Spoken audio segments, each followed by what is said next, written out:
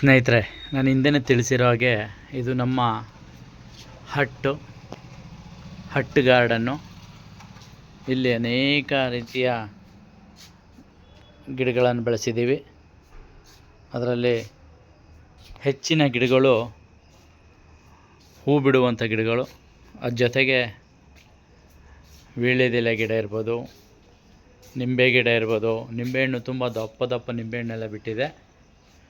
ಅದರ ಜೊತೆಗೆ ನುಗ್ಗೆ ಗಿಡ ಇರ್ಬೋದು, ಹಾಗೆ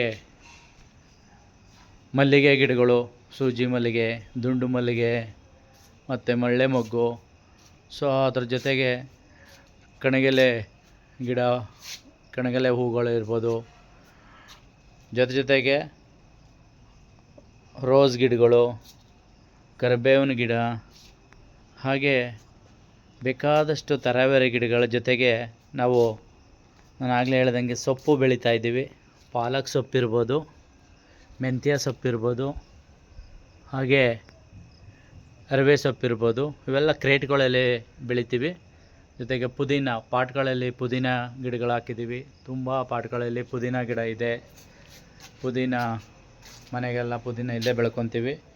ಅದರ ಜೊತೆಗೆ ಲಿಲ್ಲಿ ಗಿಡ ಇರ್ಬೋದು. ಇವೆಲ್ಲ ಜೊತೆಗೆ ಇವತ್ತಿನ ವಿಶೇಷ ಏನು ಅಂದರೆ, ನಮ್ಮ ಈ ಗಾರ್ಡನಲ್ಲಿ ಬ್ರಹ್ಮಕಮಲದ ಹೂಗಳು ಅರಳಿ ನಿಂತಿವೆ.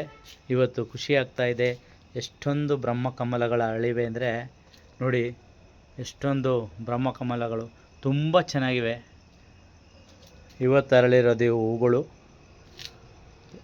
ಎಷ್ಟು ಚೆನ್ನಾಗಿ ಅರಳಿದೆ. ಇದು ನೆನ್ನೆ ಅರಳಿದ್ದು, ಇವತ್ತು ಮುದುಡೋಗಿದೆ. ಸೊ ಹೀಗೆ ನೋಡಿ, ದೊಡ್ಡ ಬ್ರಹ್ಮಕಮಲಗಳು ಅರಳಿ ನಿಂತಿವೆ. ಖುಷಿ ಆಗ್ತದೆ ನೋಡೋಕ್ಕೆ. ಸೊ ಇದು ನಮ್ಮ ಹಟ್ ಗಾರ್ಡನ್ನ ವಿಶೇಷತೆ ಅಂತಲೂ ಹೇಳ್ಬೋದು. ಹಟ್ ಗಾರ್ಡನ್ನ ವಿಶೇಷತೆ ಇವತ್ತು ಕಮಲ ಹೂಗಳು ಅರಳಿ ನಿಂತಿರೋದು. ಅದರ ಜೊತೆಗೆ ಮಲ್ಲಿಗೆ ಗಿಡ ತುಂಬಾ ಹೂಗಳು ಬಿಟ್ಟಿದೆ.